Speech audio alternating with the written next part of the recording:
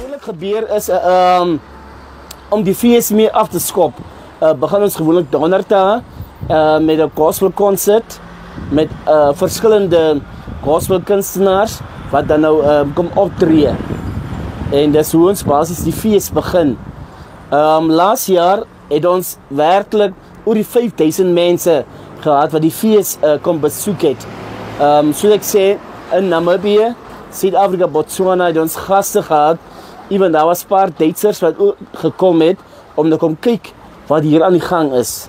En so kon ons dan nou netwerke bou met die beide wêrelde. Ons is opgewonde om te sien dat mense uit Suid-Afrika belangstel om deel te wees van die Nama Kultuurfees.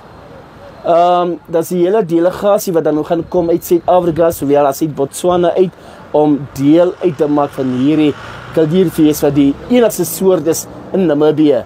En ek dink die grootste ene is. Alles waarmee julle besig is, hierdie naweek van die fees, en kom Keetmanshoop toe, en kom ondervind wat die Nama kultuur werklik beteken, wat dit vir ons inhou as Nama mense, en u gaan nie spyt wees nie.